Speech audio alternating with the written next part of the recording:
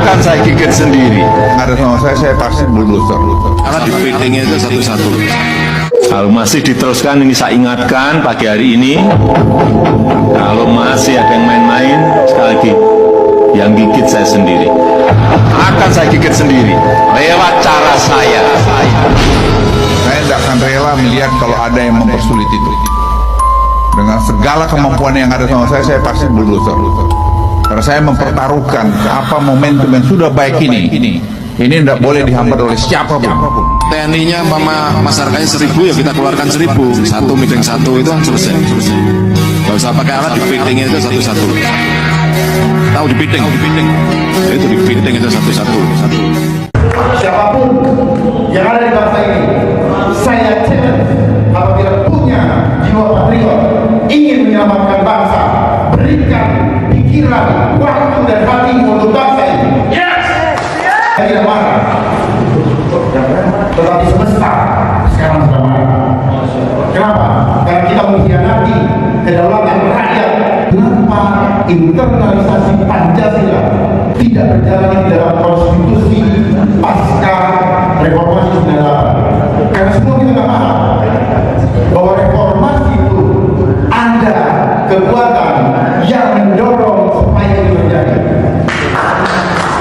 Ternyata semuanya tidak berjalan. Karena itu hanyalah propaganda untuk membius kita masuk dalam jebakan. Kita pikir kita adalah bangsa yang merdeka. Enggak, ternyata secara de jure kita diakui oleh United Nations, tetapi secara de facto kita ada dalam penjajahan neokolonialisme.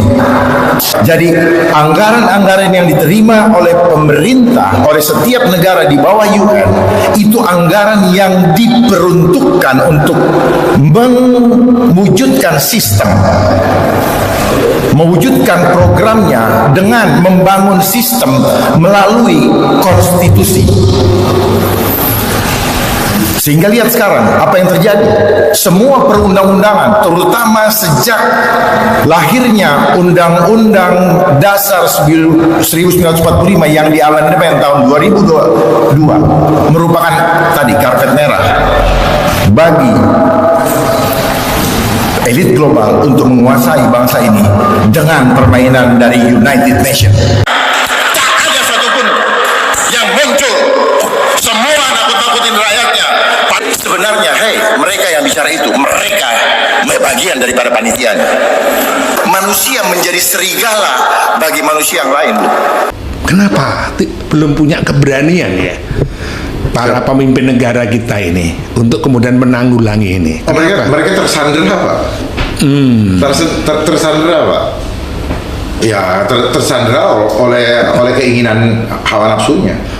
Oh, jadi Ya, sebenarnya mereka tersandera keinginannya sendiri. Iya, karena ketika seorang menjabat kan itu ada deal-dealannya. Bisa nggak ini? Sehingga, nah itulah kalau kita mengagungkan materialistis, maka kita akan begitu takut untuk menyampaikan kebenaran, Pak.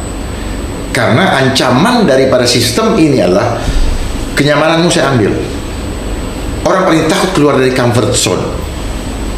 Karena dia punya pemahaman ingin membangun kerajaan di dunia. Makanya mereka menggunakan sustainable, berkelanjutan, seolah-olah lanjut terus.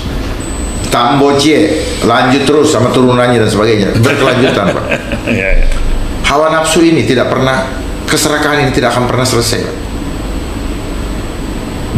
Dia dahaga terus, Pak. Dia haus terus, Pak. Kurang terus. Makanya istilah orang Padang tambocie.